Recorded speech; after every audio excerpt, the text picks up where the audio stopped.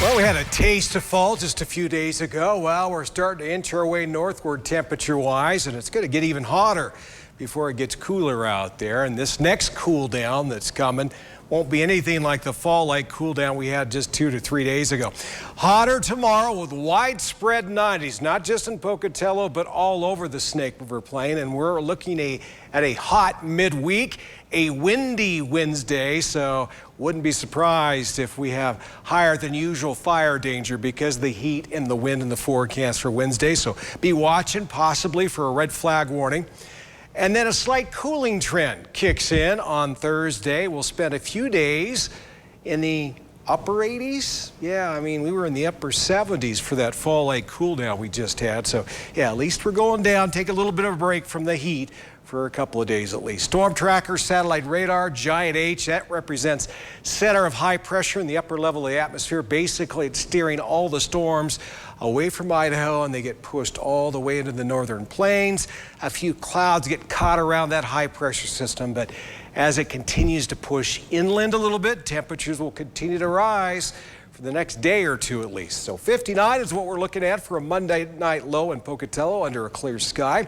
Clear in Idaho Falls with 49 expected. Then tomorrow a hotter one up to 94.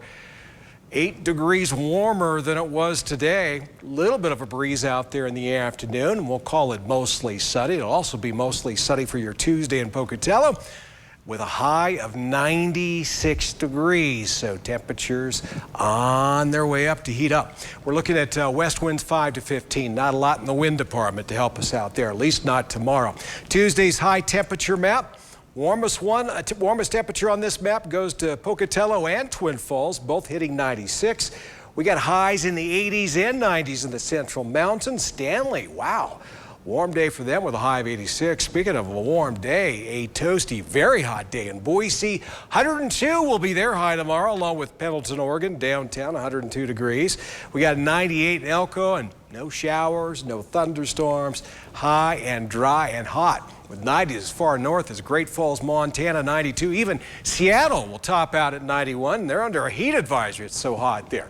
Southeast Idaho Chevy Dealer 7-day forecast. Hot and windy for your Wednesday. Backing off with that wind and heat on Thursday. And then we're in the 80s starting Friday. Idaho Falls will be in the 90s for the next 3 days. Hottest day and windiest day coming up, falling on Wednesday. At Rexburg, we got temperatures in the 90s. Hottest day will be Wednesday, just like the rest of us. Not quite so warm as we get into the weekend, so good news there. Blackfoot 7-day forecast, mid-90s on Wednesday and wind.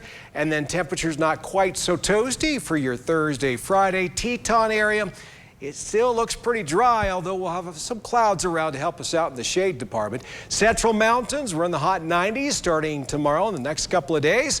Then backing off a little bit from that heat starting Thursday. And then temperatures this weekend will be in the mid-80s. We'll start the weekend off with a partly sunny sky. It looks like Sunday will be the sunnier of the 2 days.